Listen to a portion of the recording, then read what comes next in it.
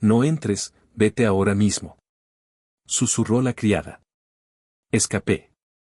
Y 5 minutos después mi mundo se derrumbó. Bienvenidos a tu canal Abuelas con Historia. En el video de hoy, les traigo una historia titulada No entre, váyase ya, gritó la empleada. Huí, y 5 minutos después todo cambió. Les pido de corazón que se suscriban y le den like a este contenido para que nuestra comunidad siga creciendo. Aquel jueves por la noche, el silencio de mi casa se rompió no con un ruido, sino con una vibración sobre la mesa de centro que resonó en mi pecho como un tambor de guerra.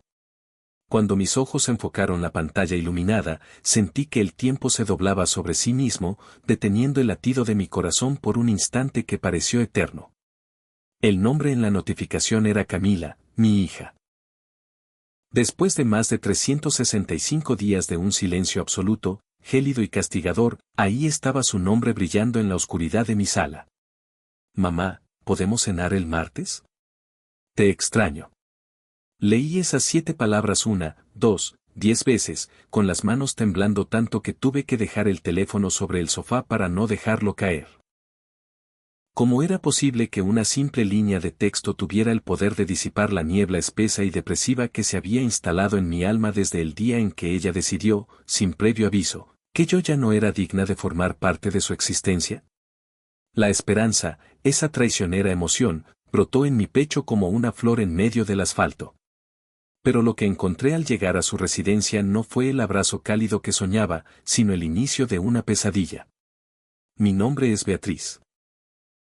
Tengo 58 años, una edad en la que una mujer espera disfrutar de los frutos de su crianza, pero hace exactamente un año, mi única hija decidió amputarme de su vida. Yo residía en la histórica ciudad de Puebla, rodeada de recuerdos, mientras que ella vivía en Querétaro, aunque solía viajar constantemente a Jalapa porque allá administraba una boutique de telas finas que habíamos montado juntas años atrás. Lo más doloroso de nuestra separación es que no hubo una catástrofe nuclear, no hubo gritos desgarradores ni vajillas rotas contra la pared que marcaran un punto final. Fue algo mucho más cruel, un alejamiento silencioso, una erosión lenta y constante, como el agua que desgasta la piedra hasta quebrarla. Un día, mis llamadas simplemente dejaron de ser contestadas. Mis mensajes de buenos días se quedaban con las 2 palomitas azules, leídos pero ignorados, hasta que eventualmente ni siquiera eso, se quedaban en un gris perpetuo. El dolor de perder a un hijo que sabes que sigue caminando por este mundo es un luto extraño, una herida que no cierra porque la esperanza la mantiene infectada. Es como si una extremidad tuya siguiera viviendo, respirando y sonriendo en otra ciudad, pero ese pedazo de ti ya no te reconociera como su origen. Pasé noches enteras, con los ojos clavados en el techo, rebobinando la película de mi vida, tratando de encontrar el fotograma exacto donde fallé. Buscaba en mis memorias el instante preciso en que su cariño se evaporó. ¿Sucedió después de que Rodolfo, su ahora esposo, cruzó el umbral de nuestras vidas con su sonrisa de comercial y sus ojos fríos? ¿O fue quizás cuando me atreví a cuestionar la venta de unas propiedades familiares para financiar uno de los negocios revolucionarios de él?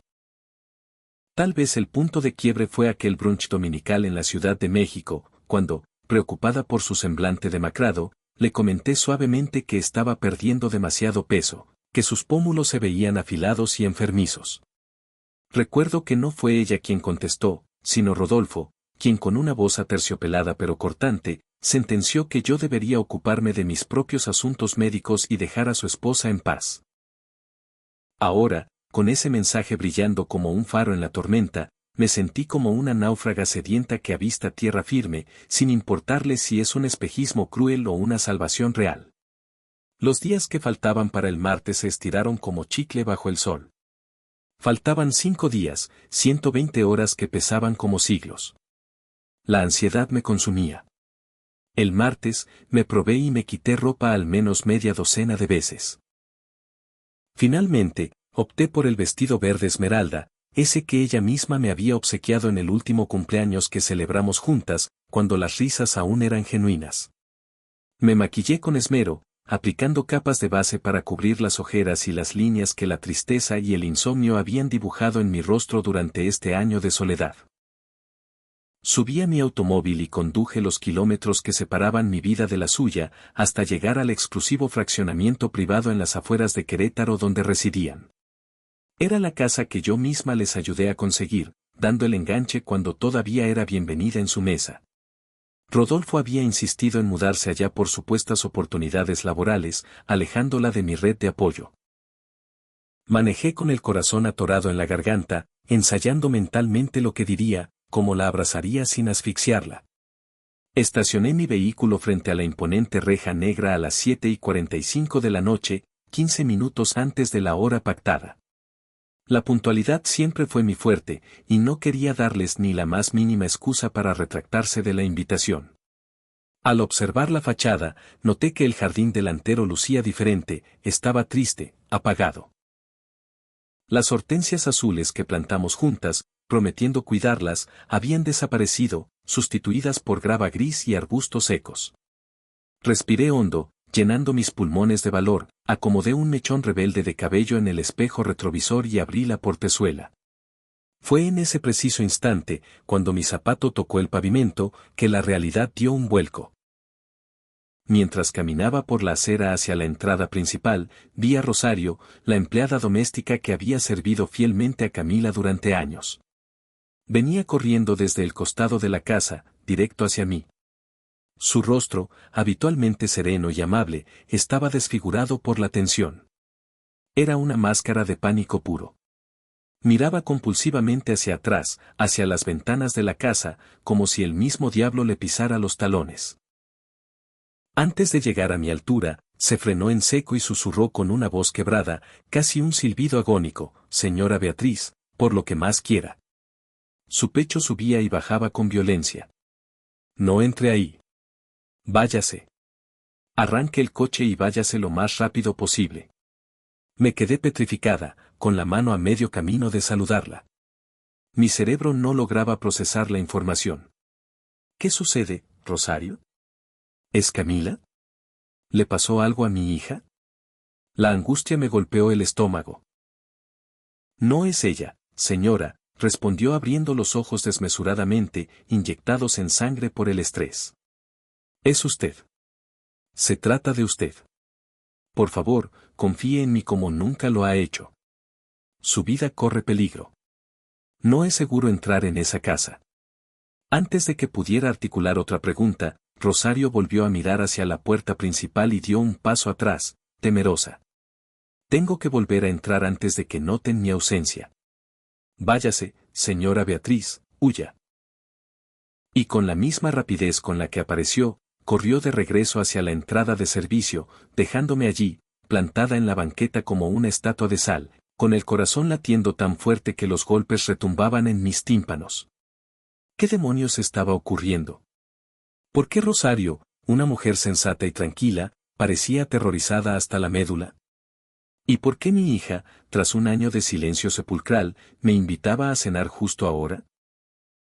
Regresé a mi auto moviéndome como un autómata, en un estado de trance. Mis piernas temblaban tanto que apenas podía coordinar los pasos. Me dejé caer en el asiento del conductor, puse los seguros de inmediato con un golpe seco de la mano y encendí el motor. Pero no arranqué. Algo dentro de mí, tal vez ese instinto primitivo de supervivencia que desarrollé durante 15 años de un matrimonio tormentoso antes de encontrar el valor para divorciarme, me gritó que no huyera a ciegas. Me dijo que me quedara, que observara desde las sombras. Apagué las luces del coche para fundirme con la oscuridad de la calle arbolada. Desde mi posición, tenía una línea de visión directa hacia el ventanal del comedor. Las cortinas estaban abiertas de par en par, como el escenario de un teatro listo para la función. Durante unos minutos angustiantes, la casa permaneció en penumbras, silenciosa como una tumba. Y entonces, de golpe, se hizo la luz. Las lámparas del comedor se encendieron en secuencia, revelando que la escena estaba preparada. No era una cena íntima. Dos personas que jamás había visto en mi vida aparecieron en el encuadre, un hombre corpulento con un traje oscuro mal ajustado y una mujer severa sosteniendo una carpeta de cuero. Detrás de ellos entró Rodolfo, con el teléfono pegado a la oreja, gesticulando con esa arrogancia que siempre me había provocado rechazo, como si estuviera dando órdenes a un batallón. Y finalmente, apareció ella. Camila. Iba vestida de manera formal, con un traje sastre rígido, luciendo una expresión seria y vacía que nunca antes había visto en su rostro dulce. Aquello no era un reencuentro familiar, era una emboscada, una reunión de negocios fría y calculada. Mientras observaba con los ojos entrecerrados, vi a Rosario pasar fugazmente por el fondo de la habitación. Por una fracción de segundo, nuestras miradas se cruzaron a través de la distancia y el cristal. Ella negó sutilmente con la cabeza, un movimiento casi imperceptible, y sus labios formaron la palabra, váyase. Ese gesto minúsculo me confirmó que el peligro era real. Pero la curiosidad y el horror me anclaron al asiento. Necesitaba entender. Vi cómo Rodolfo se acercaba a la mesa de caoba, tomaba un mazo de documentos de la carpeta de la mujer desconocida y los ponía frente a Camila, entregándole una pluma costosa. Ella miró los papeles apenas un segundo, firmó mecánicamente y luego sonrió. Pero no era su sonrisa. Era una mueca fría, una copia barata de la sonrisa de Rodolfo. Sentí un nudo de bilis en la garganta. No era solo confusión, era un miedo visceral que me decía que esa casa, donde alguna vez acuné a los nietos que nunca llegaron, ahora era territorio hostil. Pasaron 15 minutos eternos mientras yo permanecía paralizada, testigo mudo de aquella transacción. Rodolfo salió y regresó con más papeles. Camila revisaba una tableta digital. Los extraños asentían como buitres. Entonces, Rodolfo miró su reloj de muñeca y, acto seguido, clavó su mirada en la ventana, directamente hacia donde estaba mi coche estacionado en la penumbra. El pánico me hizo agacharme instintivamente bajo el tablero, con la respiración entrecortada. Cuando me atreví a levantar la vista de nuevo, las cortinas se habían cerrado bruscamente. El telón había caído. Esa casa se había transformado ante mis ojos en una fortaleza de secretos. Con las manos sudorosas, puse el coche en marcha y salí de allí quemando llanta, pero no me dirigí a mi hogar. No podía. Sentía que me seguían. Me detuve en una gasolinera desierta a varios kilómetros, en la carretera hacia la salida de Querétaro, bajo la luz parpadeante de un letrero de neón. Necesitaba ordenar el caos en mi mente. Esa misma madrugada, conduje de regreso a Puebla sin hacer una sola parada, con el cuerpo en piloto automático y los ojos secos de tanto mirar la carretera oscura. No me atreví a ir a mi departamento, el miedo a que Rodolfo tuviera llaves o supiera mis rutinas me paralizaba. Me registré en un motel barato a las afueras de la ciudad. ¿Qué clase de trampa mortal era esa? ¿Por qué Camila me citaría para una cena que claramente no existía? Saqué mi teléfono y releí el mensaje. Te extraño. Ahora esas palabras me parecían veneno, un cebo para atraerme a la boca del lobo. Me encerré en el baño del motel y me lavé la cara con agua helada. Al mirarme en el espejo manchado, vi a una extraña. Pelo canoso revuelto, ojeras profundas como moretones, una mirada de animal acorralado. Me apoyé en el lavabo, sintiendo la porcelana fría, y respiré hondo para no colapsar. De vuelta en la cama, noté una llamada perdida de un número desconocido. Segundos después, el teléfono vibró. Un mensaje de texto: Señora Beatriz, soy Rosario. Necesitamos vernos. Mañana al mediodía en la cafetería de la central de autobuses de Querétaro. Es de vida o muerte. No le diga a nadie. Esa noche fue un infierno. Cada vez que cerraba los ojos, veía a Camila firmando, la sonrisa lobuna de Rodolfo, el terror en los ojos de Rosario. Cuando el sol comenzó a teñir el cielo de naranja, yo ya estaba vestida. Había tomado una decisión. No me quedaría esperando a ser la víctima. Tomé el primer autobús de regreso a Querétaro. Necesitaba la verdad, por dolorosa que fuera, porque la incertidumbre era un ácido que me carcomía las entrañas. La central de autobuses era un hormiguero de actividad. El ruido de los motores, los anuncios por altavoz y el olor a diésel y comida rápida llenaban el aire. Me sentía minúscula, una mujer sola contra un enemigo invisible. La cafetería estaba en un rincón olvidado, con mesas de formica pegajosas. Me senté donde pudiera vigilar la entrada y pedí un café negro que sabía a quemado. A las 12:10, Rosario entró. Llevaba una gorra baja y una bufanda gruesa que le cubría medio rostro, mirando a todos lados con paranoia. Se deslizó en la silla frente a mí como una sombra. Gracias por venir, susurró. Rosario, por el amor de Dios, habla, supliqué, aferrándome a sus manos ásperas sobre la mesa. ¿Qué planean? ¿Por qué me detuviste? Ella se inclinó, bajando la voz hasta que fue apenas audible sobre el ruido de la máquina de espresso. No es solo Camila, señora. Es él. Rodolfo lo controla todo. Un escalofrío recorrió mi columna vertebral. Siempre lo supe. Había una maldad latente en él. ¿Cómo que controla todo?, insistí. Rosario tragó saliva. Desde hace meses, esa casa es una prisión.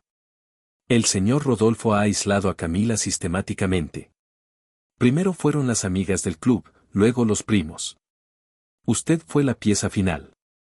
Pero no fue Camila quien dejó de hablarle, señora Beatriz. Fue él quien le lavó el cerebro, convenciéndola de que usted era tóxica, de que quería manejar su matrimonio, de que usted era el enemigo. Hizo una pausa para secarse una lágrima. Controla incluso lo que ella come.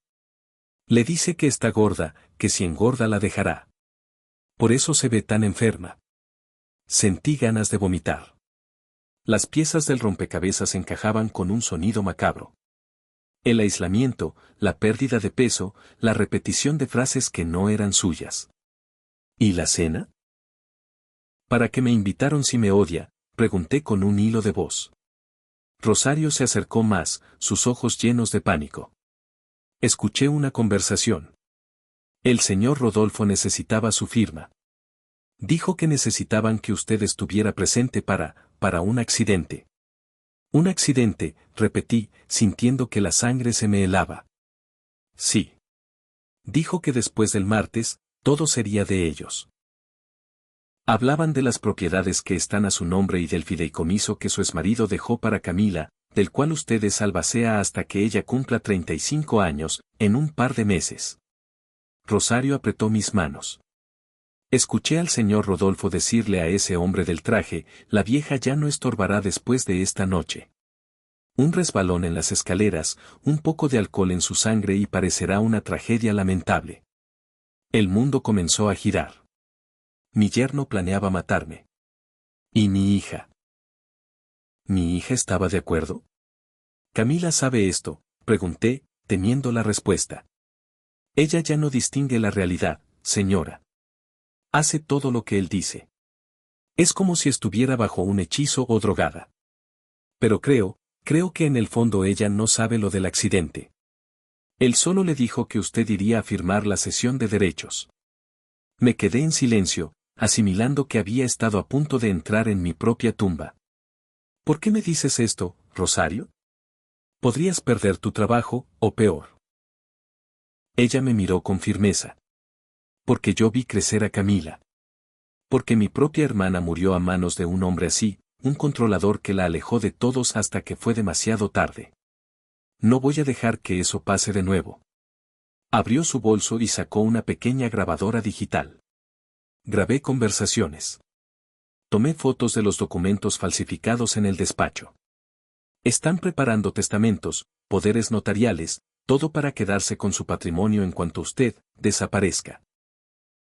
Tomé el aparato como si fuera una granada activa. ¿Tenemos que ir a la policía?, pregunté, aunque conocía la respuesta. No aún. Rodolfo tiene contactos. Presume de jugar golf con el fiscal. Si vamos ahora, las pruebas desaparecerán y yo terminaré en la cárcel o en una zanja. Rosario respiró hondo. Primero, usted debe desaparecer. No puede volver a Puebla. Él la buscará. Necesitamos esconderla mientras armamos un caso sólido. La idea de convertirme en una fugitiva a mis 58 años era absurda, pero la alternativa era la muerte. ¿A dónde iré? Tengo una prima en un pueblo cerca de Tequisquiapan. Es un lugar apartado, difícil de encontrar. Diremos que fue a visitar a un pariente lejano. Nadie la buscará allá. Y dejar a Camila con ese monstruo, protesté, las lágrimas quemando mis ojos. Si intenta sacarla ahora, ella la rechazará y correrá a los brazos de él. Rodolfo usará eso para declararla a usted mentalmente inestable. Necesitamos ser más listas. Rosario tenía razón. Dolía como una puñalada, pero tenía razón. Ya había perdido a mi hija una vez, si quería recuperarla, tenía que sobrevivir primero. Iré a Tequisquiapan, decidí, con una nueva determinación endureciendo mi voz. Pero no para esconderme como una rata. Voy para planear la caída de ese bastardo y rescatar a mi hija. Salimos de la cafetería bajo el sol inclemente del mediodía, pero yo sentía frío. El mundo había cambiado para siempre. Caminé hacia la salida sabiendo que llevaba en mi bolsillo la evidencia que podía destruir a mi familia o salvarla. Miré a Rosario antes de subir al autobús que me llevaría a mi exilio temporal. Cuídala con tu vida, Rosario. Lo haré, señora Beatriz. Ahora vaya y prepárese para la guerra. El viaje hacia la casa de la prima de Rosario fue un borrón de paisajes áridos y pensamientos oscuros. Tequisquiapan solía ser un lugar de descanso, de vino y queso, pero ahora sería mi cuartel general. Al llegar, la casa era una construcción modesta, rodeada de viñedos secos y caminos de tierra. La prima de Rosario, una mujer llamada Lupe, me recibió sin hacer preguntas, entendiendo con una sola mirada que yo venía huyendo del infierno. Me asignaron un cuarto pequeño con una ventana que daba al campo. Esa primera noche, sentada en el borde de la cama, saqué la grabadora. Mis manos temblaban al presionar el botón de play. La voz de Rodolfo llenó la habitación, nítida y aterradora, riéndose mientras describía cómo se gastaría mi dinero una vez que yo estuviera fuera de la ecuación. Escuchar su maldad en crudo encendió una furia en mí que no sabía que poseía. Ya no era la madre triste y abandonada. Ahora era una leona a la que habían intentado cazar y había fallado el tiro. Pasé la siguiente semana transcribiendo cada palabra, organizando las fotos que Rosario me había enviado al celular, conectando puntos. Descubrí que el notario que había estado en la casa tenía antecedentes de fraude. Descubrí que las inversiones de Rodolfo eran esquemas piramidales que se estaban desmoronando, y que necesitaba mi capital desesperadamente para tapar los agujeros antes de que sus socios peligrosos se dieran cuenta. Pero lo más importante ocurrió una tarde de martes, exactamente una semana después de la cena fallida. Lupe entró corriendo a mi cuarto. Señora Beatriz, tiene que ver esto en la televisión. Corrí a la sala. En el noticiero local, una imagen de la casa de mi hija L. Llenaba la pantalla. Había cintas amarillas de precaución y patrullas con las luces girando. El cintillo decía, incendio sospechoso en residencia de lujo. Mi corazón se detuvo. ¿Había llegado demasiado tarde? ¿Rodolfo había decidido quemar todo al ver que yo no caía en la trampa? Tomé mi teléfono para llamar a Rosario, pero antes de que pudiera marcar, entró una videollamada de ella. Contesté al instante. La imagen era caótica, humo, oscuridad y el rostro de Rosario manchado de hollín. Pero no estaba sola. A su lado, tosiendo y envuelta en una manta térmica, estaba Camila. La tengo, gritó Rosario sobre el ruido de las sirenas. La saqué. Pero él está ahí dentro todavía. El refugio temporal que Rosario había conseguido para mí no era un palacio, sino todo lo contrario, era un santuario de sencillez y olvido, ubicado en una zona donde los caminos todavía eran de tierra suelta y el polvo se levantaba con cada paso, pintando el aire de un color ocre nostálgico. Era uno de esos pueblos mágicos y olvidados donde la confianza aún existía, donde los vecinos dormían con las ventanas abiertas y las puertas sin cerrojo, ajenos a la maldad urbana que yo acababa de dejar atrás. Doña Carmen, la prima de Rosario, resultó ser una mujer de 70 años con el rostro curtido por el sol y una mirada que parecía leer el alma. Me recibió con una calidez que me desarmó por completo, tratándome no como a una fugitiva, sino como a una hermana perdida que regresaba a casa después de una larga guerra. Hizo muy pocas preguntas cuando Rosario, con voz nerviosa, le explicó vagamente que yo necesitaba un lugar seguro donde desaparecer por unas semanas. Cualquier amiga de mi prima es sangre de mi sangre, sentenció doña Carmen, guiándome hacia la habitación del fondo. Era un cuarto austero, con una cama de hierro forjado que chillaba levemente y unas cortinas de tela floral descoloridas que, de golpe, me transportaron a la casa de mi propia abuela, evocando una seguridad infantil que creía perdida. Quédese aquí el tiempo que haga falta, señora Beatriz, aquí el tiempo corre más lento. Aquella primera noche, la soledad me golpeó con fuerza. Me senté en el pequeño porche de madera, bajo un cielo tan estrellado que me robó el aliento. Era un espectáculo que la contaminación lumínica de la ciudad nos había robado hace años. Intenté ordenar el caos que habitaba en mi mente, respirando el aire frío del campo. Saqué la grabadora digital y la carpeta con las fotografías que Rosario me había entregado. Cada prueba que revisaba era un clavo más en mi ataúd emocional. Rodolfo no era un improvisado, había tejido una telaraña meticulosa y diabólica para despojarnos de todo. No solo iba tras las acciones de la empresa que Camila había heredado de su padre, sino que también tenía la mira puesta en las propiedades que estaban exclusivamente a mi nombre. Mis manos temblaban al sostener las fotos de los documentos. Había un testamento falsificado, una obra maestra del engaño, donde supuestamente yo dejaba absolutamente todo a nombre de Camila en caso de mi muerte repentina. Había transferencias bancarias programadas, poderes notariales amplios y mandatos irrevocables, todos portando una imitación casi perfecta de mi firma, esperando solo la fecha de ejecución para ser presentados ante un juez corrupto. Pero lo que realmente me destrozó, lo que me hizo ovillarme en esa silla de mimbre y llorar en silencio, fue escuchar las grabaciones. La voz de mi hija sonaba en la cinta, pero no era ella. Era un eco vacío, una sombra auditiva. Aceptaba mecánicamente cada palabra que Rodolfo escupía, repitiendo frases que sonaban ensayadas, robóticas.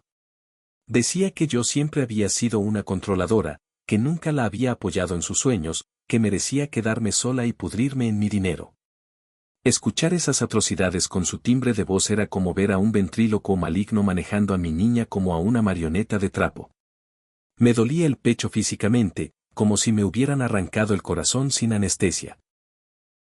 A la mañana siguiente, con los ojos hinchados y el alma en los pies, tomé mi teléfono para llamar a Ernesto, mi abogado y confidente de toda la vida. Pero mi dedo se detuvo sobre la pantalla antes de marcar. La paranoia se había instalado en mí. ¿Y si Rodolfo tenía intervenida mi línea? ¿Y si podía triangular mi ubicación? Decidí ser más astuta. Le pedí prestado el teléfono fijo a doña Carmen, un aparato antiguo de disco, y marqué el número del despacho de Ernesto desde esa línea desconocida. Beatriz, contestó Ernesto, con un tono de sorpresa y alivio evidente. ¿Dónde demonios estás? He llamado a tu celular 50 veces. Estaba a punto de ir a la policía. Necesitaba desaparecer, Ernesto. Salir del radar por unos días, respondí con vaguedad, mirando hacia los viñedos secos a través de la ventana. Escúchame bien, necesito tu ayuda profesional, pero requiero una discreción absoluta, nivel tumba. Le narré la situación con la mayor concisión posible, omitiendo mi ubicación exacta, pero detallando el complot, las firmas falsas y la amenaza de muerte. Ernesto escuchó en un silencio sepulcral, interrumpiendo solo para hacer preguntas legales puntuales. Esto es gravísimo, Beatriz, dijo finalmente, su voz grave resonando en el auricular. Si tienes evidencia física de lo que dices, no podemos perder tiempo. Debemos ir a la fiscalía inmediatamente. Todavía no, repliqué firmemente, recordando el terror en los ojos de Rosario.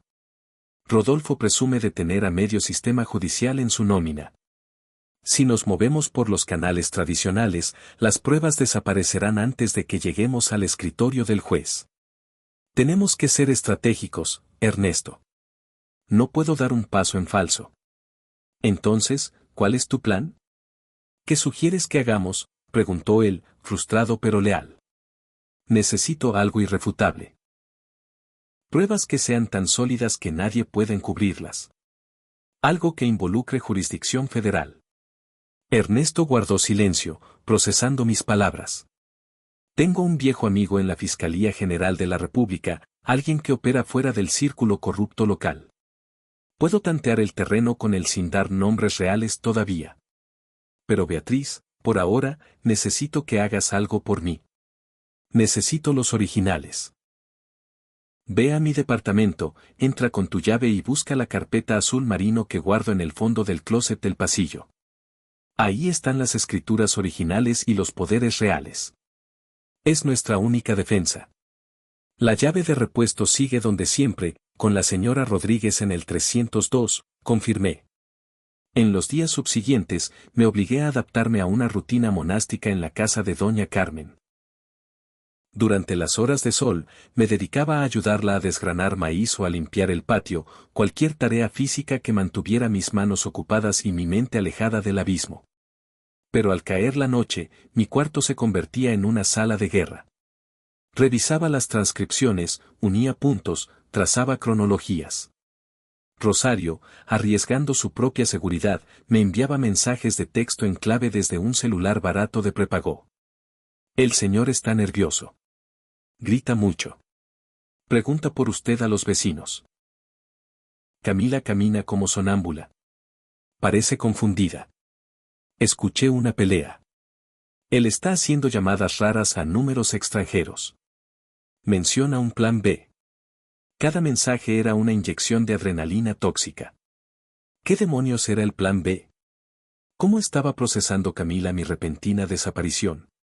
Una parte visceral de mí quería salir corriendo, tomar un auto, derribar la puerta de su casa y sacarla de los pelos si era necesario, pero mi cerebro racional sabía que eso sería un suicidio. Si Rodolfo ya había contemplado un accidente para mí, aparecerme sola en su puerta era facilitarle el trabajo. Al cuarto día de mi exilio, el teléfono fijo sonó.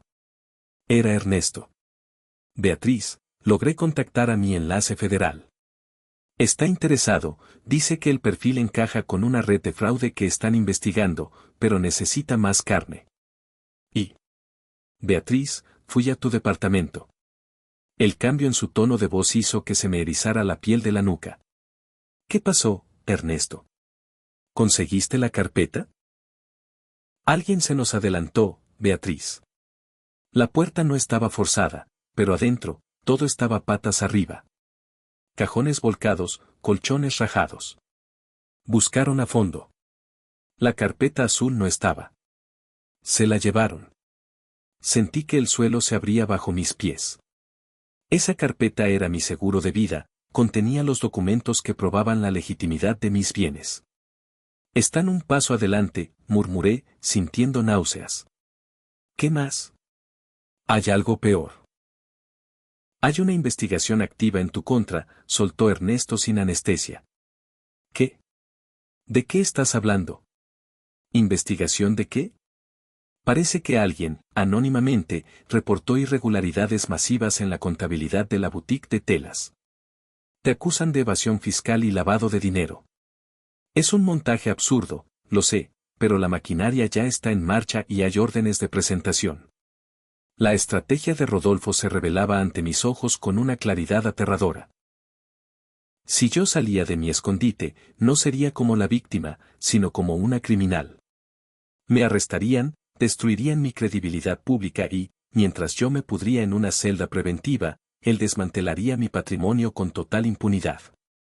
¿Y Camila? ¿Lograste verla?, pregunté desesperada. Lo intenté, Beatriz. Fui hasta la casa. El guardia de seguridad de la caseta ni siquiera me dejó pasar. Dijo que tenían órdenes estrictas de no recibir visitas, ni de abogados ni de familiares. Están blindados. La situación se degradaba a una velocidad vertiginosa. No solo intentaban borrarme financieramente, sino aniquilar mi reputación y mi libertad. Era la trampa perfecta, una jaula sin barrotes. Si me escondía, perdía todo por ausencia. Si aparecía, lo perdía todo por arresto. Tenemos que acelerar el paso, decidí, sintiendo una furia fría nacer en mi estómago. Tu contacto federal puede iniciar una investigación paralela sin alertar a la policía local, ¿cierto? Tal vez, pero insisto, necesita pruebas concretas, no circunstanciales. Tengo las grabaciones. Tengo las fotos de los documentos falsos. ¿Eso basta para abrir un expediente? Quizá. Déjame mover los hilos. Voy a presionar. Cuando colgué el auricular, me di vuelta y vi a doña Carmen parada en el umbral de la cocina, secándose las manos con un trapo. Sus ojos oscuros me escaneaban con preocupación maternal. Son problemas de vida o muerte, ¿verdad? Preguntó, sentándose con dificultad en una de las sillas de pino. Asentí, incapaz de articular palabras sin romperme. Ella extendió sus manos, mapas de arrugas y trabajo duro, y tomó las mías. ¿Sabes, querida? Cuando yo era una muchacha, mi esposo, él era un hombre malo. Me golpeaba todos los días, por si la sopa estaba fría o por si el sol salía. Y yo, tonta de mí, pensaba que me lo merecía. Así nos enseñaron a aguantar la cruz. Su confesión me tomó por sorpresa. Me quedé inmóvil, escuchando. Eso fue así hasta que un día, borracho, le levantó la mano a nuestro hijo mayor. Ahí, en ese instante, se me cayó la venda de los ojos. Entendí que no era mi culpa, que no se trataba de mí.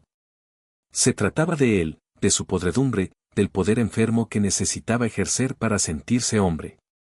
Me miró fijamente. Lo que quiero decirte es que a veces, Dios nos perdone, necesitamos ver cómo lastiman a quien más amamos para entender que nosotras también estamos siendo masacradas. Tu hija está en peligro, ¿cierto? Sí, admití con un hilo de voz. Pero ella no lo ve. Él la tiene ciega. Así funcionan esos demonios, dijo doña Carmen con sabiduría ancestral. Aíslan, cortan las alas, controlan el pensamiento hasta que la víctima duda de su propia sombra. Y cuando por fin despiertan, a veces ya no hay salida.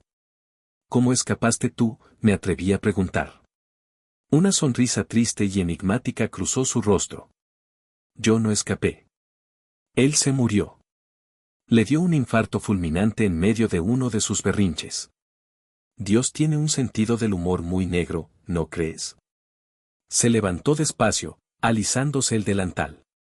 Pero tú, Beatriz, tú todavía estás a tiempo de salvar a tu hija y salvarte a ti misma. No esperes un milagro, sé tú el milagro. Sus palabras resonaron en mi cabeza toda la tarde. Tal vez el conflicto nunca fue entre Camila y yo. Tal vez Rodolfo había manufacturado esa guerra civil entre nosotras. Esa misma noche, mi celular desechable vibró con un mensaje de Rosario que cambió las reglas del juego. Está planeando llevársela.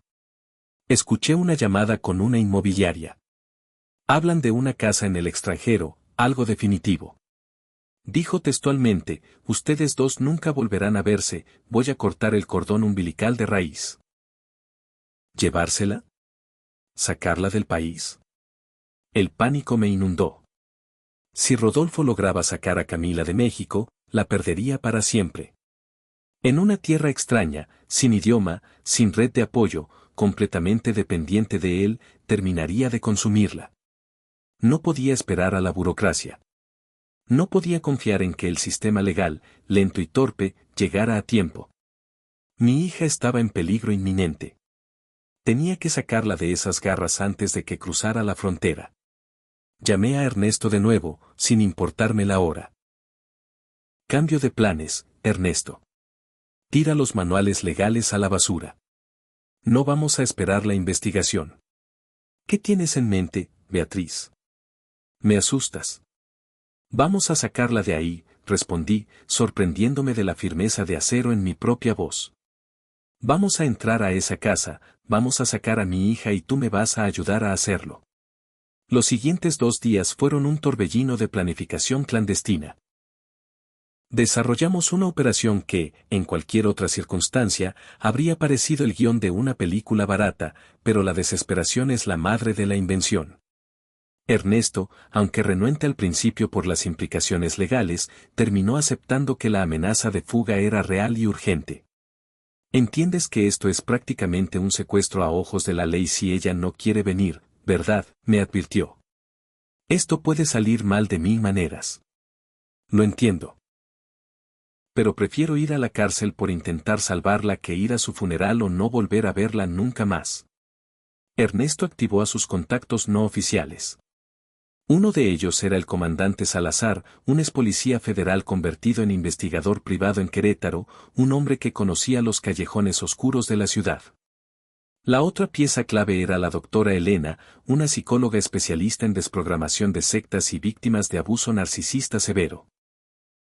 Ambos aceptaron unirse al equipo, movidos más por la lealtad a Ernesto que por fe en mi causa, pero eso me bastaba. Yo no necesitaba creyentes, necesitaba soldados. Nos reunimos en un pequeño comedor de carretera, lejos de ojos curiosos. El plan era sencillo pero peligroso, necesitábamos crear una ventana de oportunidad donde Camila estuviera físicamente sola, sin la sombra de Rodolfo. Rosario sería nuestro infiltrado. Ella nos daría la señal cuando él saliera. ¿Y si ella se niega a venir?, preguntó Salazar, un hombre corpulento con cicatrices en los nudillos. No necesita quererlo al principio, intervino la doctora Elena con voz calmada. En casos de control coercitivo, la víctima ha perdido su voluntad. Nuestra misión es crear una interrupción de patrón, un shock que rompa momentáneamente el control de él y le permita pensar por sí misma, aunque sea por 10 minutos. ¿Y si él regresa antes de tiempo?, pregunté, sintiendo un escalofrío. Yo me encargo de la seguridad perimetral, respondió Salazar tocándose la cintura donde, suponía, llevaba un arma. Su tono no admitía dudas. La oportunidad de oro llegó 3 días después. A las 9 de la mañana, el mensaje de Rosario iluminó mi pantalla: se va hoy a Miami. Reunión de emergencia con inversionistas. Vuelo a las 11 de la mañana. No regresa hasta mañana por la noche. Ella estará sola. El corazón me latía en la garganta. Era el momento. Nos reunimos con el equipo en una gasolinera a 10 minutos del fraccionamiento. Ernesto sudaba frío, revisando su reloj compulsivamente. Salazar lucía impasible, como quien va a comprar el pan. La doctora Elena repasaba sus notas mentales. Recuerden, instruyó Elena, probablemente se resistirá, gritará, nos atacará. Es el mecanismo de defensa que él instaló. No reaccionen con ira. Mantengan la calma y transmitan seguridad absoluta. A las 3 de la tarde, Rosario confirmó. El avión ya despegó. Avanzamos. Salazar, disfrazado con un uniforme genérico de paquetería y cargando una caja vacía, logró engañar al guardia de la caseta con una facilidad pasmosa. Una vez dentro del complejo, nos deslizamos hacia la residencia. Rosario nos esperaba junto a la puerta de servicio, temblando como una hoja. Está en la sala, susurró, con los ojos llenos de lágrimas contenidas. Viendo la televisión, o eso parece. No está bien, señora. Apenas come, apenas se mueve. ¿Señal de Rodolfo?, preguntó Salazar. Llamó hace media hora para checarla. Siempre llama cada hora. Tenemos 30 minutos antes del siguiente control. Entramos en silencio por la cocina. La casa olía a encierro, a aire viciado, a pesar del lujo. Avancé hacia la sala con el corazón queriendo salirse de mi pecho. Y entonces, ahí estaba. Después de un año de infierno, vi a mi hija. Camila estaba hecha un ovillo en el sofá de piel blanca, envuelta en una cobija gruesa a pesar de que el aire acondicionado no estaba encendido. Lo que vi me rompió el alma. Estaba esquelética. Sus pómulos sobresalían dolorosamente en un rostro grisáceo. Su cabello, ante su orgullo, estaba opaco y recogido en un chongo grasiento. Parecía una anciana en el cuerpo de una joven, una sombra de la mujer vibrante que yo había criado. Al principio no notó nuestra presencia, su mirada estaba perdida en la pantalla del televisor sin ver realmente las imágenes. Cuando finalmente giró la cabeza y me vio, sus ojos se abrieron desmesuradamente. Mamá, susurró, con una voz que sonaba a cristal roto. Hola, mi vida, respondí, luchando por no derrumbarme ahí mismo. Se levantó de un salto, dejando caer la cobija y revelando una pijama que le quedaba inmensa. El miedo inundó su rostro. No era sorpresa, era terror puro. ¿Qué haces aquí? ¿Cómo entraste? Retrocedió, buscando una salida. No puedes estar aquí. Julián va a volver. Tienen que irse ya. Tu esposo está volando a Miami, Camila, dijo Salazar con voz firme pero tranquila. No volverá hasta mañana. El pánico de Camila escaló. ¿Cómo sabes eso? ¿Me están espiando? Están locos. Voy a llamar a la policía. Buscó frenéticamente su celular en la mesa de centro, pero Rosario ya lo había escondido. La doctora Elena dio un paso al frente. Emilia, soy la doctora Elena. No venimos a hacerte daño. Solo queremos hablar contigo 5 minutos. No necesito ayuda, gritó ella, repitiendo el guión. Estoy perfectamente bien. Ustedes son los tóxicos, siempre metiéndose en mi vida, arruinando todo. Sus palabras dolían, pero recordé la advertencia, no era ella quien hablaba. Cariño, intervine suavemente. Tú me invitaste a cenar, ¿recuerdas? El martes pasado. Me mandaste un mensaje diciendo que me extrañabas. Ella parpadeó, confundida. Yo no envié nada. Mientes. Si lo hiciste, insistí, mostrándole la pantalla de mi celular con el mensaje. Ella lo miró, reconociendo su propio número. La disonancia cognitiva en su rostro era evidente. Fue Rodolfo, ¿verdad?, pregunté. Él tomó tu teléfono y escribió eso haciéndose pasar por ti. Ella abrió la boca para negar, pero se detuvo. Una grieta apareció en su armadura. Él dijo que sería bueno reconciliarnos. Pero luego me dijo que tú habías cancelado, que me despreciabas y no querías verme. Yo estuve afuera, Camila, dije con firmeza. Pero Rosario me impidió entrar porque escuchó a Rodolfo planeando tu ansia prematura. Camila miró a Rosario, buscando una mentira, pero encontró solo verdad en los ojos de la mujer que la había cuidado desde niña. Es cierto, niña. Lo escuché decir que te quedarías con todo después de que tu mamá tuviera un accidente en las escaleras. No, gritó Camila tapándose los oídos.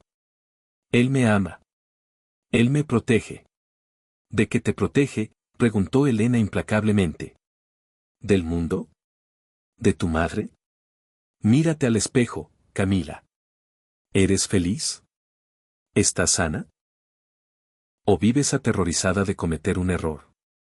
Camila comenzó a sollozar, un llanto profundo y desgarrador. Él dice que ustedes me quieren controlar, que solo él sabe lo que me conviene. ¿Y tú le crees?, pregunté, acercándome un paso. Ya no sé qué creer, admitió, colapsando en el sofá, agotada. Estoy tan cansada, mamá. Ahí estaba la apertura. Rodolfo la había roto, pero no la había aniquilado. Ven con nosotros, solo unas horas, suplicó Elena. A un lugar seguro, neutral. Si después quieres volver, te traeremos. Se va a poner furioso si salgo, susurró ella temblando. ¿Te prohíbe salir?, preguntó Salazar con indignación contenida. Camila pareció darse cuenta de lo absurdo que sonaba eso en voz alta. Dice que es por seguridad, que hay gente mala, gente como tú, mamá. Ernesto intervino.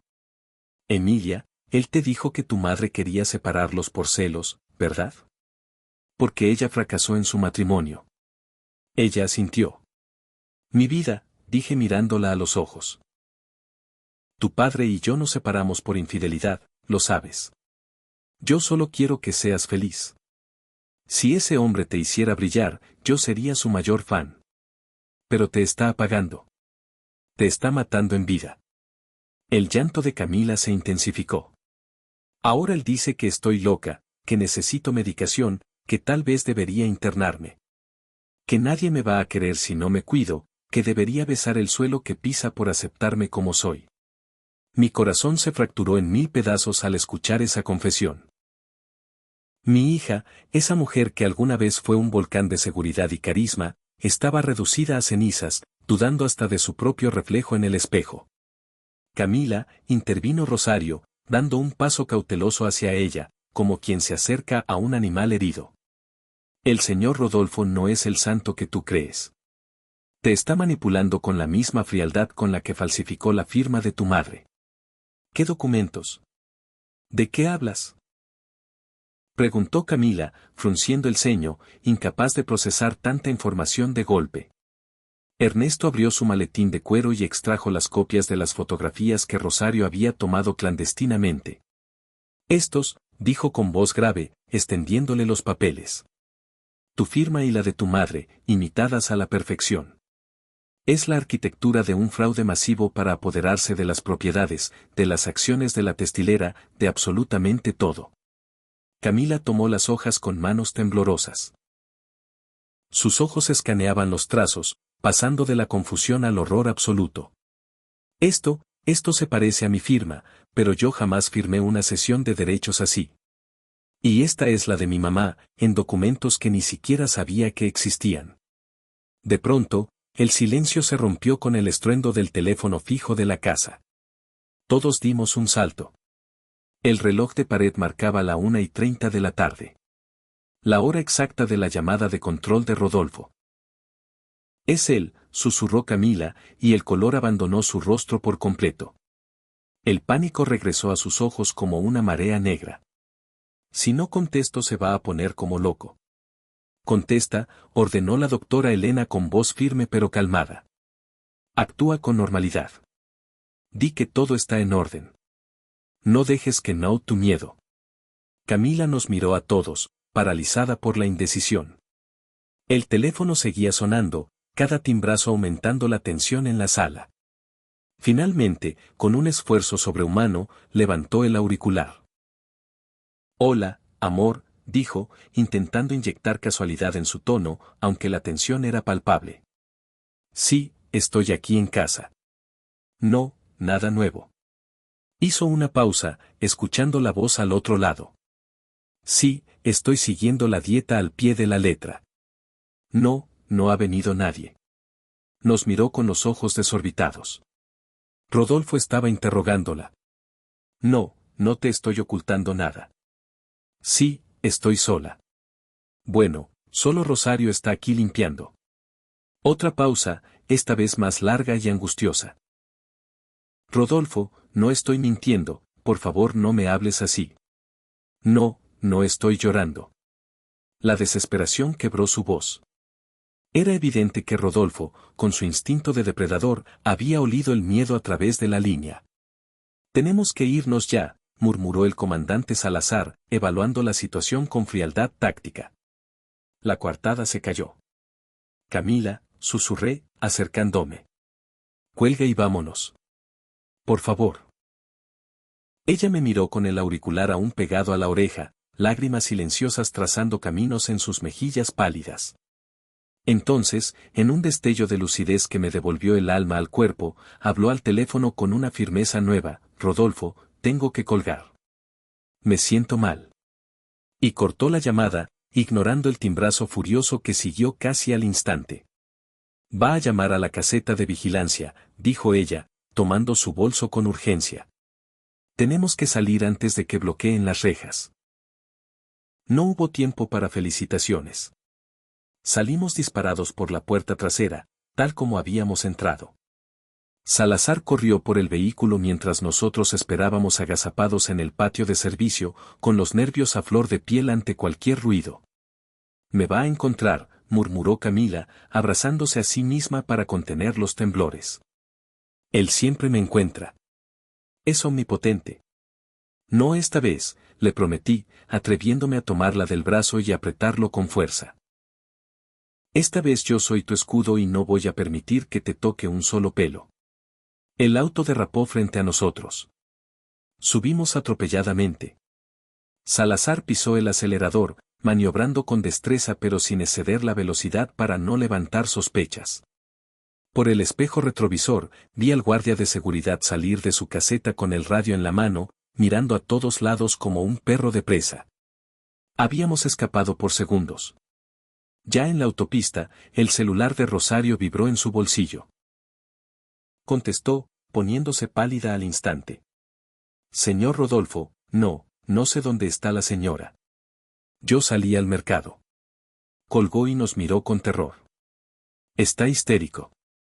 Dice que va a tomar el primer vuelo de regreso. ¿Cuánto margen tenemos?, preguntó Ernesto desde el asiento del copiloto. 2, máximo 3 horas si tiene suerte con los vuelos, calculó Salazar. No era mucho, pero tenía que ser suficiente. Miré a Camila, sentada a mi lado.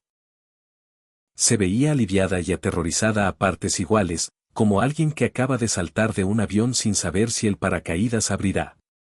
Había dado el paso más difícil, pero la guerra apenas comenzaba. ¿A dónde vamos?, preguntó con voz de niña pequeña. A un lugar seguro, respondí, entrelazando mis dedos con los suyos. Un lugar donde su sombra no te alcance.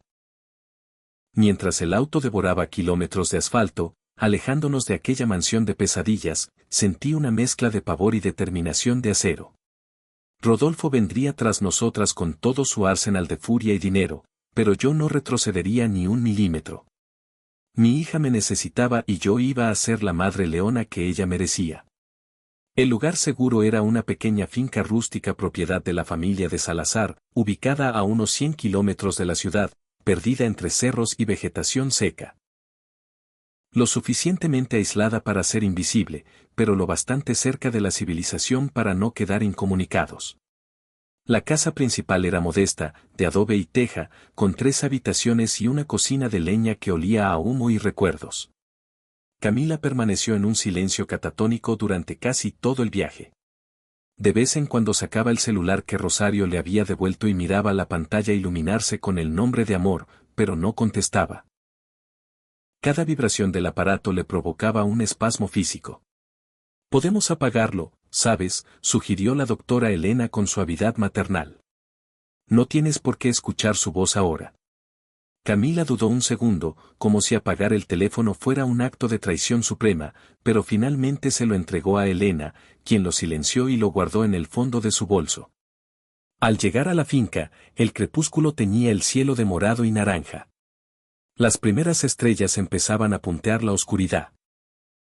«Entremos rápido», ordenó Salazar, estacionando el auto bajo la sombra de un árbol frondoso. Nadie nos siguió, pero no hay que tentar al diablo. La casa estaba limpia, aunque con ese olor a encierro típico de los lugares deshabitados. Salazar encendió las luces y revisó cada rincón con su pistola en mano, asegurando el perímetro. Ernesto se dirigió a la cocina para preparar café cargado, mientras Elena guiaba a Camila hacia el sofá desgastado de la sala, hablándole en susurros calmantes. Yo me quedé parada en el centro de la habitación, observando a mi hija. Aún me parecía irreal que estuviera allí, respirando el mismo aire que yo, lejos de su carcelero. Parecía un sueño frágil que podía romperse con un grito. «Ustedes dos necesitan hablar a solas», dijo Elena, poniéndose de pie. «Iré a ayudar a Ernesto con el café». Me senté junto a Camila, dejando un espacio prudente entre nosotras. Estaba encorvada, hecha un nudo humano, con las manos pálidas retorciéndose en su regazo. «¿Cómo te sientes?», pregunté, sabiendo que la pregunta era insuficiente para la magnitud del momento. Ella se encogió de hombros, un gesto adolescente que me rompió el corazón. «No sé qué estoy haciendo aquí, mamá. Todo esto es una locura». «Estás aquí porque una parte de tu alma sabe que algo está muy mal», respondí con delicadeza. «Aunque tu mente trate de negarlo». Camila levantó la vista y vi un torbellino de emociones en sus ojos: ira, miedo, confusión. «¿Tú odias a Rodolfo?». «Siempre lo has odiado, desde el día 1. «No, Camila. Desconfié de él cuando vi cómo te apagaba, cómo te arrancaba de los brazos de quienes te amaban». «Él me protege», recitó ella automáticamente, pero la frase sonó hueca, sin la convicción de antes. «¿De qué te protege, mi amor? ¿De tu madre que daría la vida por ti? ¿De tus amigas que te lloran? ¿De la carrera que abandonaste por él?». No respondió, pero sus ojos se llenaron de lágrimas. «Mírate, Camila. Estás en los huesos. Tiemblas cuando suena el teléfono. Vives en una jaula de oro sin llave. ¿Eso es amor o es secuestro? Una lágrima solitaria escapó y rodó por su mejilla. Él dice que es por mi bien. Que yo soy ingenua, que la gente quiere usarme por mi dinero. ¿Y quién te está usando, cariño?, pregunté suavemente. ¿Tus amigas que te buscaban sin interés? ¿Yo, que tengo mi propio patrimonio? ¿O el hombre que controla cada caloría que ingieres y cada peso que gastas? Ella se cubrió el rostro con las manos y comenzó a sollozar en silencio, un llanto contenido de años. Quise abrazarla, fundirme con ella, pero sabía que necesitaba respetar su proceso. Camila tenía que llegar a la verdad por su propio pie. ¿Cuándo fue la última vez que fuiste feliz, Camila? Feliz de verdad, sin miedo. Levantó el rostro, pensativa, buscando en sus archivos mentales. No lo sé. Antes, supongo. Antes de que todo se volviera un campo minado. Antes de que empezara a aislarte, antes de que te hiciera sentir pequeña, completé. Camila asintió lentamente, rindiéndose ante la evidencia. Al principio era distinto, mamá. Era un príncipe. Atento, cariñoso, me hacía sentir la reina del mundo. Es el ciclo clásico, dijo Ernesto, entrando con una bandeja de tazas humeantes. Empiezan con el bombardeo de amor. Te elevan al cielo para luego dejarte caer y que te rompas, así solo ellos pueden arreglarte. Te aíslan hasta que ellos son tu único oxígeno. Camila lo miró con curiosidad. ¿Cómo sabes eso? Ernesto suspiró, dejando la bandeja en la mesa de centro. Mi hermana vivió este infierno. Tardamos años en sacarla. Para cuando lo logramos, era un fantasma de sí misma. ¿Y se recuperó?, preguntó Camila con un hilo de esperanza. Nadie sale ileso de una guerra así, pero sí, volvió a vivir. Trabaja, ríe, tiene amigos. Recuperó su nombre. La palabra guerra resonó en el aire. Él nunca me golpeó, murmuró Camila, aferrándose a esa última defensa. El abuso no siempre deja moretones morados, explicó la doctora Elena, uniéndose al círculo.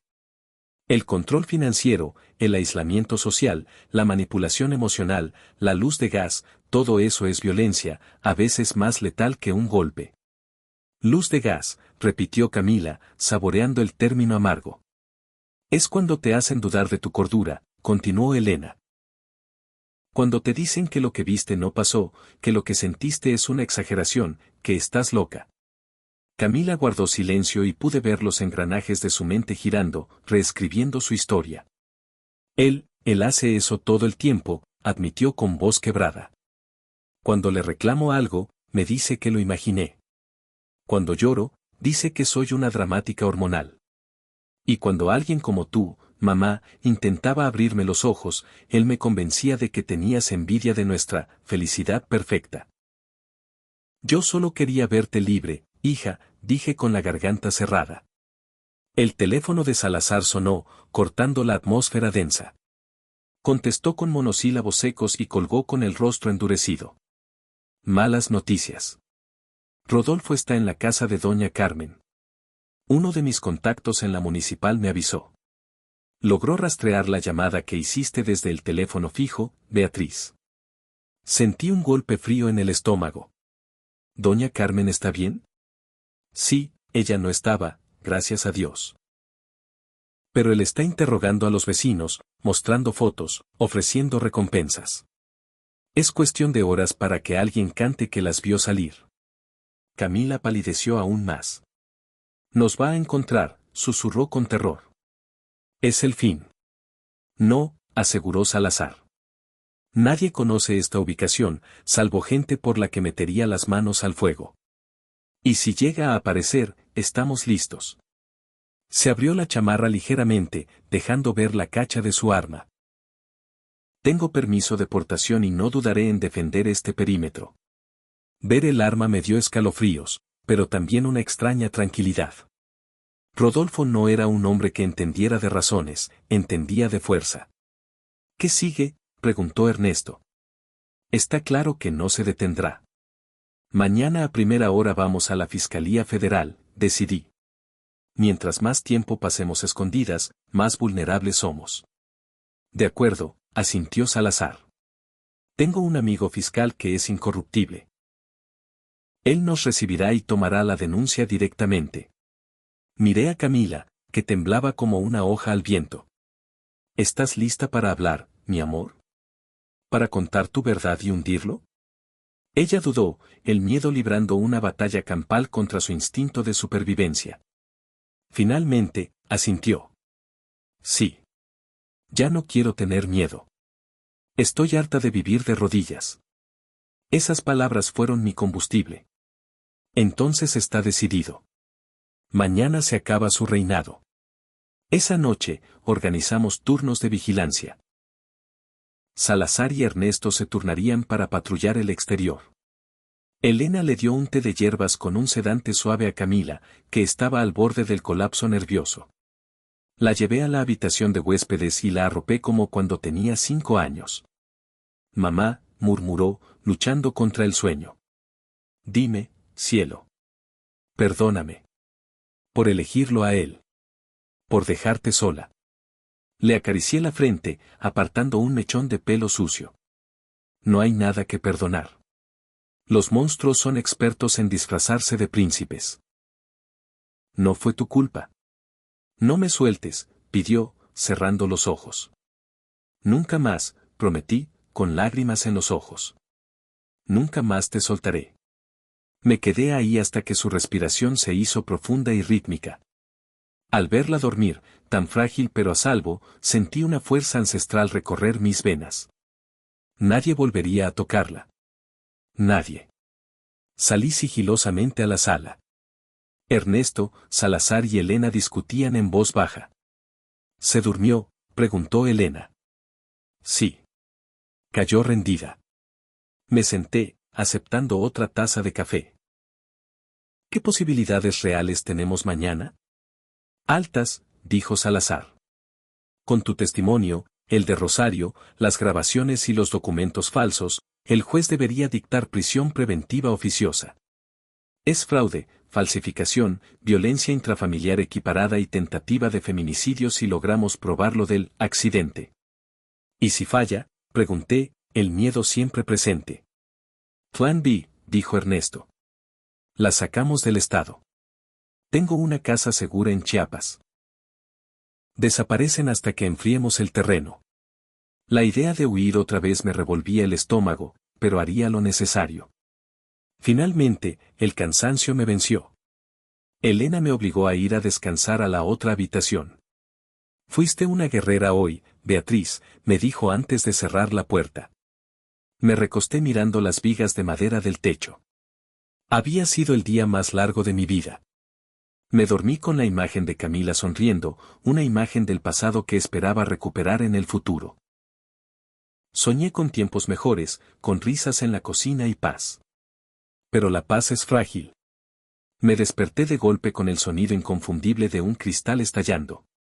Por un segundo no supe dónde estaba, pero la adrenalina me situó en la realidad en un parpadeo. La granja. Camila. Rodolfo. Me levanté de un salto, con el corazón martillando contra mis costillas. El reloj marcaba las 3:17 de la mañana. La casa estaba en un silencio sepulcral, roto solo por voces amortiguadas que provenían de la sala. Me deslicé por el pasillo oscuro, pegada a la pared, conteniendo la respiración. Las voces se aclararon. Una era la de Salazar, tensa y peligrosamente baja. La otra hizo que mi sangre se convirtiera en hielo. Era Rodolfo. ¿Dónde carajos están?, siseó su voz, cargada de veneno y frialdad. Ya te dije que no sé de qué hablas, amigo, respondió Salazar, con un tono controlado pero alerta. No me insultes, gruñó Rodolfo. Se escuchó el sonido metálico de un arma al ser cargada. Sé que esa vieja maldita se llevó a mi mujer. Sé que están aquí. Salgan o quemo este tugurio con todos adentro. Me quedé paralizada en la esquina, oculta en las sombras. Desde mi posición, vi la silueta de Rodolfo en la sala, recortada por la luz de la luna que entraba por la ventana rota. Tenía una pistola en la mano y apuntaba al pecho de Salazar. El comandante Salazar se mantuvo firme como una torre de concreto, bloqueando físicamente el paso de Rodolfo hacia el interior del pasillo. Su mano derecha flotaba peligrosamente cerca de la cintura, rozando la tela de su chamarra justo donde yo sabía que descansaba el metal frío de su arma reglamentaria. Rodolfo me daba la espalda, pero su lenguaje corporal irradiaba una violencia contenida, tenía los hombros tensos y la cabeza inclinada hacia adelante, como un toro a punto de embestir. «Estás invadiendo una propiedad privada sin una orden judicial», dijo Salazar, manteniendo un tono de voz bajo, controlado, casi aburrido, diseñado para no escalar la situación, aunque sus ojos decían lo contrario. «Te sugiero que des media vuelta y regreses a tu auto antes de que me vea obligado a llamar a las autoridades locales». Rodolfo soltó una carcajada seca, cruel, un sonido que rebotó en las paredes desnudas de la granja como un disparo. «La policía, qué tierno». ¿De verdad crees que a ellos les va a importar tu versión de la historia? Tengo amigos muy bien posicionados en la comandancia estatal. Ellos ya saben que mi esposa está sufriendo un brote psicótico severo y que su madre, una vieja amargada, se está aprovechando de su inestabilidad mental para ponerla en mi contra. Mi corazón comenzó a martillar contra mis costillas con tal fuerza que sentí náuseas. Rodolfo, fiel a su naturaleza psicopática, ya había preparado el terreno. Había construido meticulosamente una narrativa alternativa donde nosotros éramos los villanos y él la víctima su Frida. Es la marca registrada del abusador, siempre ir 3 pasos adelante, controlando la historia antes de que ocurra. No vine solo, por si pensabas hacerte el héroe, continuó Rodolfo, dando un paso amenazante hacia Salazar, invadiendo su espacio personal. Tengo gente esperando afuera. Si no me entregas a Camila en este preciso instante, las cosas se van a poner muy feas para ti y para la vieja. Vi cómo los dedos de Salazar se contraían ligeramente, preparándose para desenfundar. La atmósfera en la sala se volvió eléctrica, cargada de testosterona y peligro mortal. Te lo voy a pedir una última vez, sentenció Salazar, y su voz bajó una octava, volviéndose gutural. Sal de esta casa. Ahora. El tiempo pareció congelarse en una burbuja de horror. Sabía que estaba a punto de presenciar una tragedia. Si Rodolfo avanzaba 1 centímetro más, Salazar sacaría el arma. Si Salazar sacaba el arma, la violencia estallaría y alguien terminaría muerto en ese piso de cemento. Fue entonces cuando el chirrido de una bisagra oxidada rompió el trance. Me giré sobre mis talones y vi a Camila. Había salido de la habitación de huéspedes, pálida como un espectro, con los ojos desorbitados por el terror, pero de pie. «Es él», susurró, y su voz sonó como el crujido de una hoja seca. Nos encontró. Antes de que pudiera detenerla o protegerla con mi cuerpo, Camila pasó junto a mí, rozando mi brazo con su piel helada, y entró en la sala, colocándose en la línea de fuego. Rodolfo, lo llamó, con la voz temblorosa pero audible. Ambos hombres giraron la cabeza al unísono. El rostro de Salazar mostró una alarma genuina, el de Rodolfo, una mezcla repugnante de triunfo depredador y rabia contenida. Al verla, su máscara cambió instantáneamente. «Cariño», dijo Rodolfo, suavizando su tono hasta volverlo meloso, aunque sus ojos seguían siendo 2 pozos de hielo negro. «Estaba tan preocupado por ti, mi amor. No sabes el susto que me diste. Vámonos a casa, anda». Extendió la mano hacia ella, con la palma abierta, invitándola a regresar a su jaula. Esperaba que ella obedeciera, como siempre lo había hecho. Pero Camila no se movió. Permaneció clavada en medio de la sala, temblando visiblemente como una hoja al viento, pero con los pies firmes en la tierra. «No», dijo. La palabra salió como un susurro, apenas un soplo de aire, pero cargada de una energía sísmica. El rostro de Rodolfo se endureció, la máscara de bondad resquebrajándose por los bordes. «¿Qué dijiste?», preguntó, bajando la voz en ese tono amenazante que solía usar para someterla. «Dije que no», repitió Camila, y esta vez su voz ganó volumen, naciendo desde las entrañas. Esta vez no voy a regresar contigo. Nunca más. Salí de las sombras y me coloqué hombro con hombro junto a mi hija. Ernesto y la doctora Elena aparecieron desde las otras habitaciones, alertados por la conmoción, formando un muro humano alrededor de nosotras. Ya escuchaste a mi hija, dije, sosteniendo la mirada de ese monstruo sin parpadear. Ella no se va a ir a ningún lado contigo. Se acabó.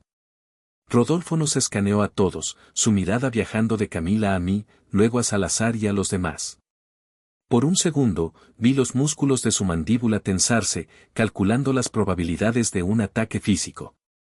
Entonces, inesperadamente, una sonrisa torcida y malévola cruzó su rostro. Está bien, dijo, levantando las manos en un gesto de falsa rendición y dando un paso atrás.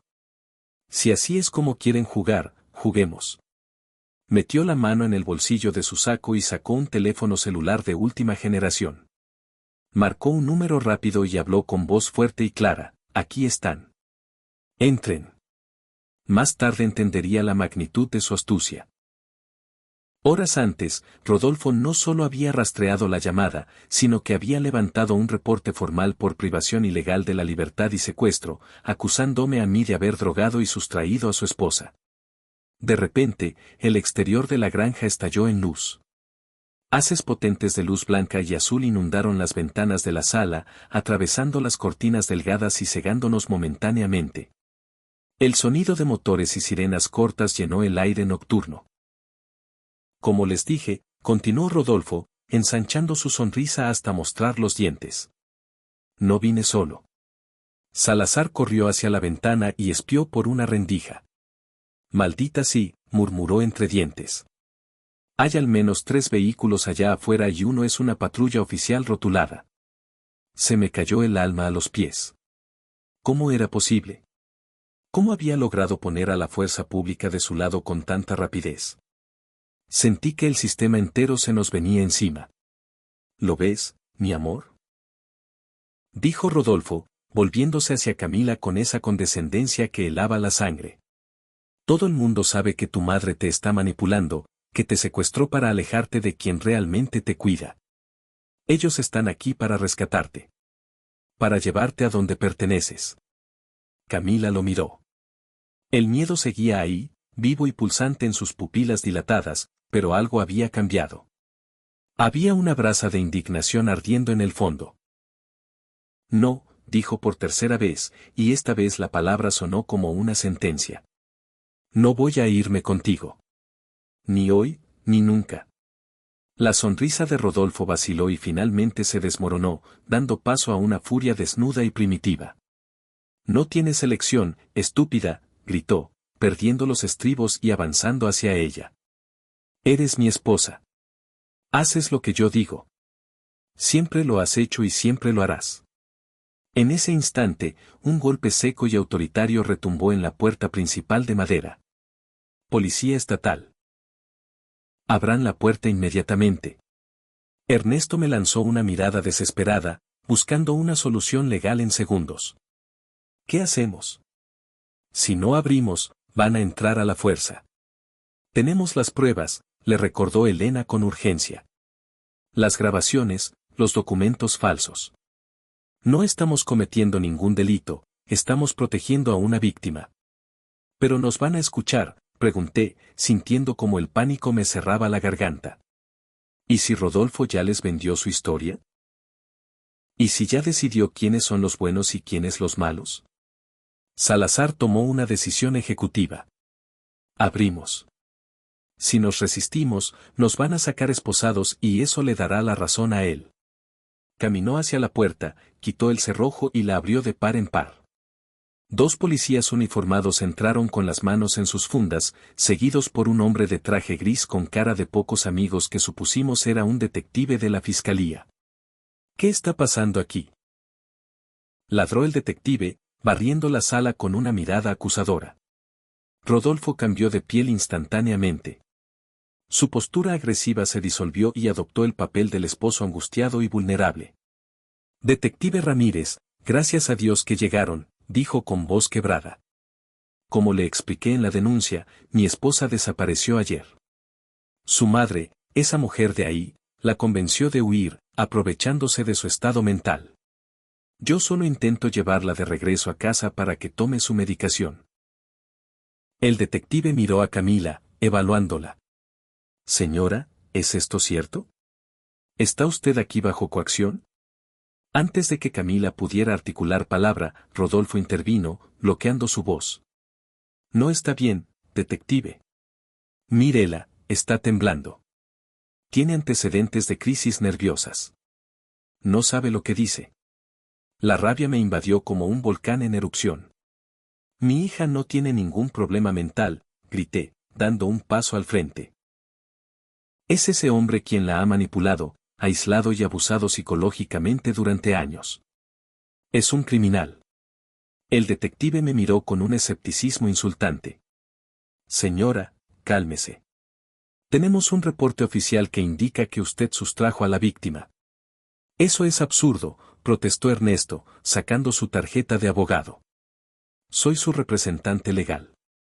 Tenemos pruebas de abuso sistemático, fraude, falsificación de documentos y amenazas de muerte. ¿Van a creerle a él solo porque viste un traje caro? Rodolfo soltó una risita incrédula, volviéndose hacia el detective. Son sus cómplices. Obviamente van a inventar cualquier cosa para cubrir el secuestro. La habitación se convirtió en un caos de voces, todos hablando al mismo tiempo, acusaciones volando de un lado a otro. Los policías uniformados miraban de un grupo a otro, con las manos en las armas, claramente confundidos sobre a quién arrestar. Fue entonces cuando Camila dio un paso al frente, separándose de mi lado. Quiero presentar una denuncia formal, dijo. Su voz cortó el ruido ambiente como un cuchillo afilado. Era clara, firme y resonante. La sala quedó en un silencio sepulcral. Todas las miradas convergieron en ella. ¿Una denuncia? ¿Contra quién y por qué, señorita?, preguntó el detective Ramírez, frunciendo el ceño. Contra mi esposo, Rodolfo, respondió Camila, señalándolo con un dedo que ya no temblaba. Por violencia familiar, abuso psicológico, privación de la libertad, fraude, falsificación de documentos y tentativa de feminicidio. Estás delirando, siseó Rodolfo, con los ojos inyectados en sangre. Nadie va a creer esas locuras, Camila. Tengo pruebas, continuó ella, ignorándolo por completo, como si él fuera un mueble más. Se volvió hacia la doctora Elena, quien rápidamente le pasó su bolso de mano. De su interior, Camila extrajo la pequeña grabadora digital que Rosario me había entregado en la cafetería. Aquí hay grabaciones de mi esposo, dijo, levantando el aparato como si fuera el martillo de un juez. En ellas habla de sus planes para falsificar la firma de mi madre y robarle todo su patrimonio. También hay audios donde discute con un cómplice sobre un accidente que mi madre sufriría en las escaleras de mi casa. Un accidente planeado. El detective Ramírez extendió la mano y tomó la grabadora, observándola con renovado interés. Esto es una acusación muy grave, señorita. ¿Es consciente de las implicaciones? Completamente, respondió Camila. Y entonces, hizo algo que me rompió el alma y me llenó de orgullo al mismo tiempo. Lentamente, desabotonó el puño de su blusa de seda y subió la manga hasta el codo, revelando una constelación de moretones en la cara interna de su brazo. Marcas de dedos, violáceas y amarillentas, claramente visibles contra su piel pálida. Y esto, dijo con la voz quebrándose por la vergüenza pero sostenida por la verdad, esto es lo que pasa cuando no estoy de acuerdo con él. Esto pasa cuando no como lo que él ordena. Esto pasa cuando intento llamar a mi madre. Me quedé mirando los brazos de mi hija con ganas de vomitar. ¿Cómo no lo vi? ¿Cómo pude estar tan ciega ante el dolor físico que ella ocultaba bajo mangas largas y sonrisas falsas? Pero la culpa no servía de nada ahora, lo único que importaba era su valentía. El detective Ramírez miró los moretones y luego clavó su mirada en Rodolfo. Su expresión había cambiado radicalmente, la camaradería masculina había desaparecido. Señor Rodolfo, dijo el detective, creo que usted y yo necesitamos tener una conversación muy seria en la delegación. Esto es ridículo, estalló Rodolfo, perdiendo finalmente el control de su personaje. Es una trampa. Ella se hizo eso sola. Todos ustedes mienten. Dio un paso agresivo hacia Camila, con el rostro deformado por una ira homicida, las venas del cuello palpitando. Pero esta vez, la autoridad no estaba de su lado. Los dos policías uniformados se interpusieron de inmediato, sujetándolo por los brazos y empujándolo contra la pared. «Quieto», ordenó uno de los oficiales, sacando las esposas.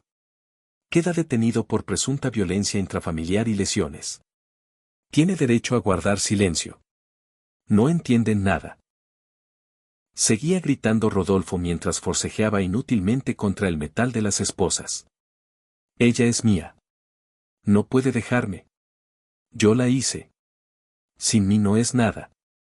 Mientras lo arrastraban hacia la puerta, Rodolfo seguía lanzando amenazas e insultos, escupiendo veneno hasta el último segundo.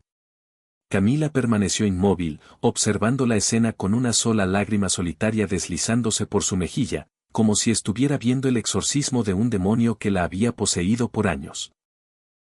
Cuando la puerta finalmente se cerró detrás de ellos y el sonido de las sirenas comenzó a alejarse, la sala quedó sumida en un silencio pesado, casi sagrado. Camila se volvió hacia mí lentamente. Sin decir una palabra, sus piernas fallaron y se lanzó a mis brazos, sollozando con la fuerza de un dique que se rompe. «Ya terminó, mi amor», susurré, acariciándole el cabello sucio y enredado, mezclando mis lágrimas con las suyas. «Ya terminó. Ahora estás a salvo». Pero en el fondo, yo sabía que no había terminado. Apenas era el comienzo de un camino largo y tortuoso. Rodolfo probablemente saldría bajo fianza con sus abogados caros. Habría investigaciones periciales, declaraciones revictimizantes, un juicio mediático y, lo más difícil, el proceso de reconstrucción del alma de Camila.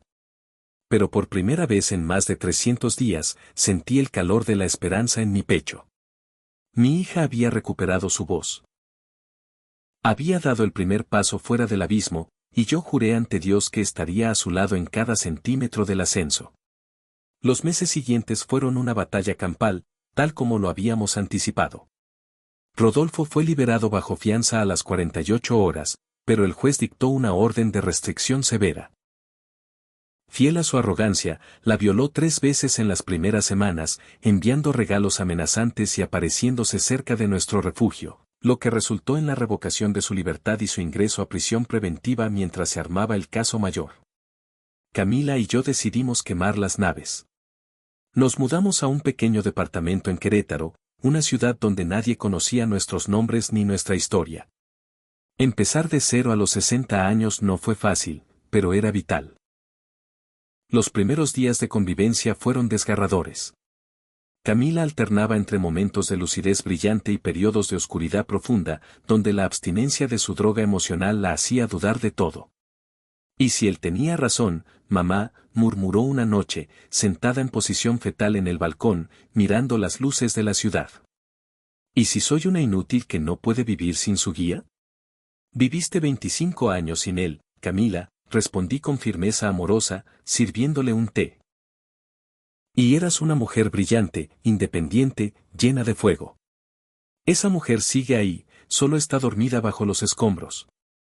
«Ya no recuerdo a esa persona», admitió con voz rota. «Yo sí», le aseguré, tomando su mano fría. «Y tengo memoria para las dos. Vamos a encontrarla juntas». Camila comenzó una terapia intensiva con la doctora Elena, quien siguió el caso pro bono. Sesión tras sesión, fueron desenterrando las capas de manipulación. Fue horroroso descubrir los detalles. Cómo controlaba sus calorías al gramo, cómo respondía mensajes haciéndose pasar por ella para insultar a sus amigos, cómo la convenció de que yo era su enemiga mortal. «Le creí, mamá», me confesó un día, llorando de vergüenza. «Le creí cuando dijo que tú me tenías envidia. ¿Cómo pude ser tan estúpida?» «No fuiste estúpida, fuiste víctima», le corregí.